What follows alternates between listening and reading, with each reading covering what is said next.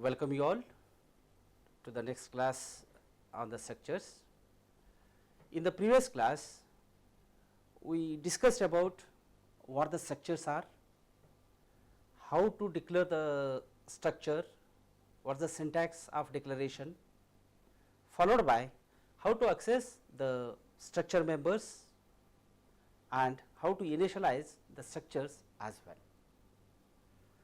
And now in this class,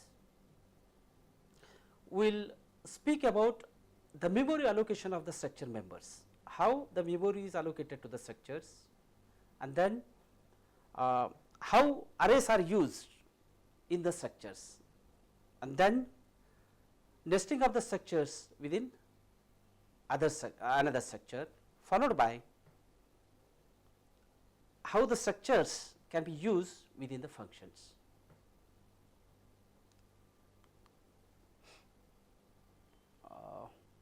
To speak about the memory allocation of structure, we see that this is a structure called book, which has the various structure members called as name, the price and the pages. These are the three members that we have considered, each of type, like name is a character, price of type real, float, and the pages holds the integer data type. So, if you have this sample declaration of a book, structure book, how the memory allocation for this structure will be, what is the size of this structure, how many bytes it requires, that is the question. Here in structure, all the members will be allocated memory separately. As an example, you can see this is the memory address, starting memory address 65518. We assume one character for depends on 32-bit or 64-bit, right. So, for a particular C compiler, character we assume to be 1 byte, the price which is of type float we assume to be 4 bytes, and int we also consider to be either 2 or 4 bytes depending on the compiler, right. So, you can see here, since name takes only 1 byte, right. So, this is the address, and the price 130 will take 4 bytes of a memory location from 519 till 523. 4 bytes of a memory will be allocated to this field, right. So, 1 byte, the 4 bytes, and here for these pages, since it is integer, depending on the compiler, 2 or 4 bytes, starting from 65523, right, either 2 bytes or 4 bytes will be allocated. So, this is how contiguously members are allocated memory in the computer's memory. Now, we will discuss on how the arrays are used with structures, arrays and structures, right. Once a structure has been defined, we can declare an array of structures. In the same way how we declare the array of integers, array of characters, in the same way we can define the array of structures as well.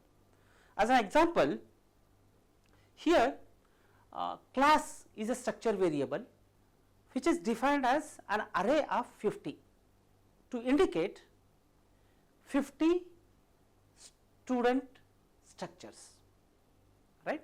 So, we are defining a class of 50 students, right. So, already the student structure we have discussed in the previous class, which may hold the various members like name of a student, roll number of a student, mass code by the student, etc. Got it. So, the same student definition, structure definition, right, can be considered for declaring an array of structures, class of 50. So, this is a structure variable which holds 50 structures of this type. So, in such case, how the members of an array or particular members can be accessed belonging to or corresponding to particular structure variable. As an example, if I want to access the name of ith student, class I dot name. So, which will give me the name of a ith student. In the same way, if I want a roll number of a fifth structure variable, class variable, so class 5 dot this roll number. So, this is the way how I use arrays with the structures to access a particular member. Yeah. So, this is stat book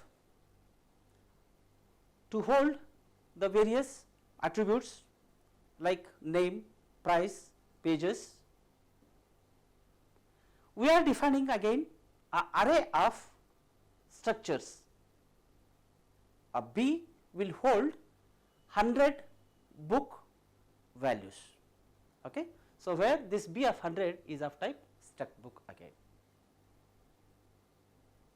So, like this, having defined the structure variables in this fashion, how to read the values associated with these 100 books. Okay. So, in the normal way, as we use arrays, right, use the for loop to traverse across all the 100 elements I equal to 0 to less than or equal to 99, I plus plus. Enter the name, price and pages, right. So, this is the way how you read the values of all the 100 books, right.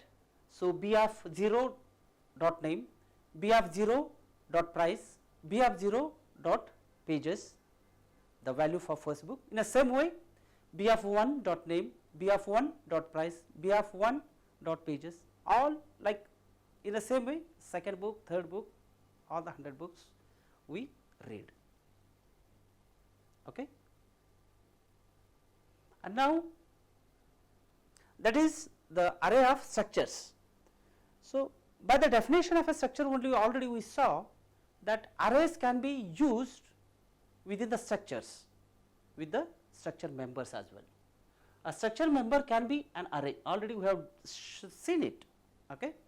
As an example, struct student, so here is an array sorry. So, this member is an array of 30 characters. Same way the roll number is integer. Yeah, we have 5 marks associated with this, marks 1, marks 2, marks 3, marks 4, marks 5 for each student structure. Similarly, we have 10 date of births, okay, which is of size 10. Got it? So, for a student structure, we define the structure variables A1, A2, A3. Having defined like this, how to access the array elements corresponding to a particular member. If at all I want to access second marks belonging to first A1 student, A1 structure variable, yeah, you can see here A1 dot marks of 2. In the same way,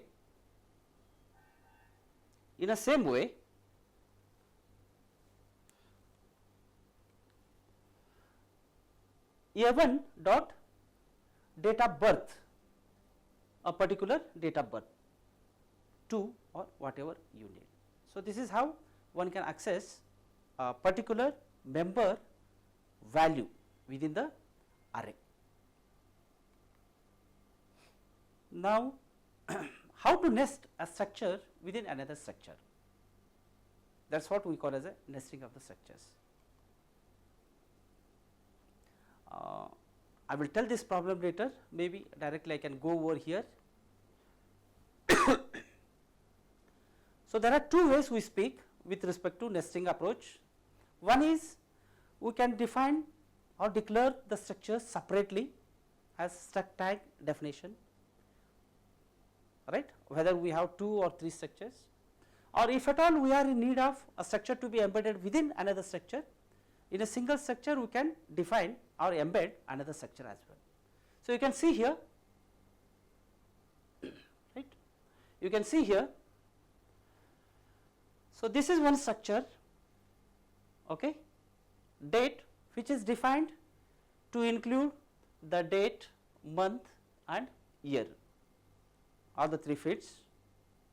And now another structure we are defining here, employee, which consists a name, SSN, salary and one more structure member called as a GOJ, where this DOJ happens to be a structure of type struct date, which is defined here, right, and we create a structure variable called employee 1, emp1. So, this is how we have declared one structure here, and that structure can be declared over here within another structure, fine. So, this is one way of embedding the structure or nesting the structure called DOJ within this employee. In the previous case, we had declared DOJ of type this, but now we are defining the date structure within this employee structure itself, right. So, to include the date, month, year as well, where DOJ is one structure variable of type date, okay. So, and emp1 is of type employee.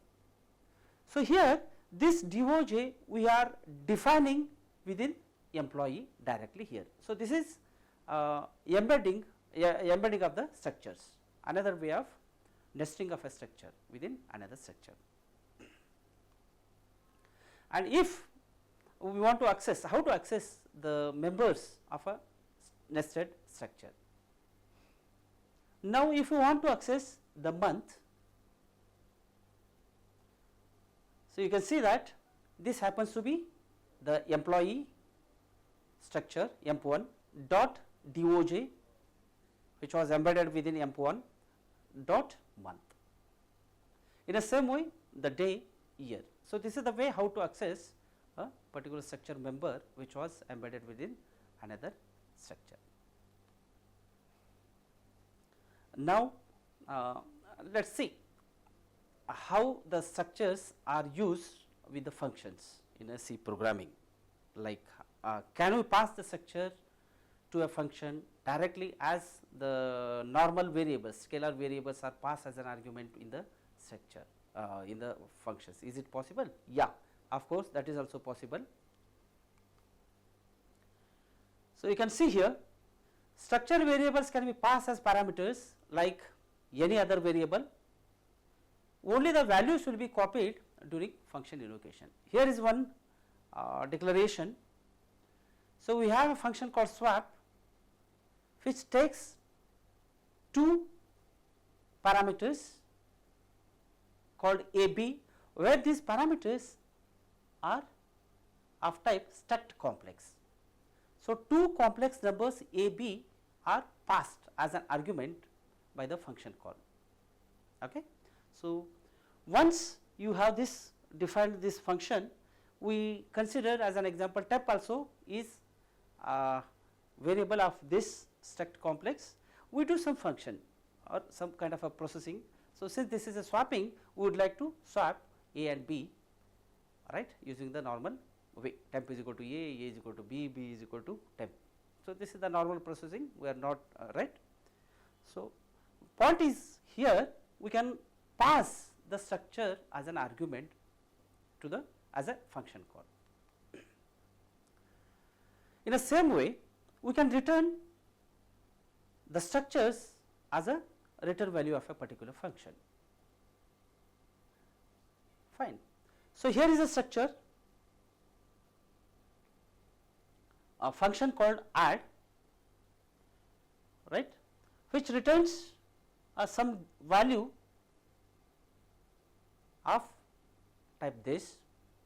So, where the parameters are a, b again, fine. So, sum of the real and imaginary part of both the arguments, both the parameters a, b are added over here. The real part of a and b is added and put into temp dot real. Imaginary part of a and b is added together and put it into temp dot image, and these values can be returned as a structure now, return temp. So, temp happens to be a structure. Right. So, this is how structures can be passed as an argument to the functions, and function can return a value of type structure as well. With this, another way of defining the user data using the type def, right. So, one may define a structure data type with a single name. So, what happened here was struct new type and then my type. So, if at all we would like to define a variable, another variable, we used to declare it as struct new type b1, struct new type b2, something like that. So, but we can avoid that by defining our new own data type. C compiler supports that also. So, here we need to add up a type tag. Okay. This is a C construct keyword type def struct new type. You can add data members, and this is a struct variable my type. So, this is my type. Now, my type is the name of new data type. Okay. As an example, so I am creating one new data type called as a complex by using a type def. So, I am defining a struct that consists of for a complex number to consist real and the imaginary part. I prefix the keyword type def struct of this, and I am writing a structure variable called as a complex, and this complex itself will be a new data type now, a kind of a new data type itself. Okay. So, defined a new data type named complex. Now, we can declare and use variables of this type. See here, if at all I would like to declare further the structure variables called ABC, you need not to write struct complex, but instead complex would be enough. This is the new data type that we have created, okay, and you can create the different variables out of it. Fine. So, similarly, even the built-in basic data types, something like int, I can redefine it as integer, type def int integer, right. It means that if at all I would like to define integer variables ABC of type integer, you can write it like this also, because this is type def or type def as int only. So, ABC are representing the normal integer variables only here in this case. Fine. So, just as an example, so we defined a complex which is a structure. So, now, so two parameters AB which are of type complex.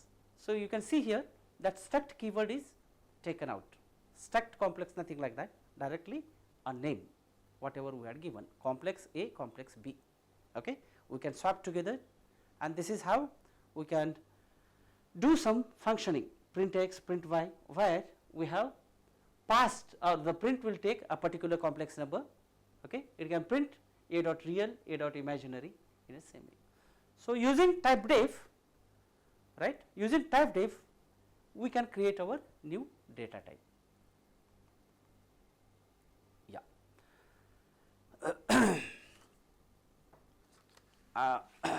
now in this class we have discussed about how to access the variables, how to initialize the variables. We have discussed the relationship of arrays with the structures, how arrays can be used with the structures, how the structures can be used with the functions, and similarly how to nest up structure within another structure. So, in the next class we will see some programming examples associated with the structures, and then we will discuss the another data structure called as a union. Thank you.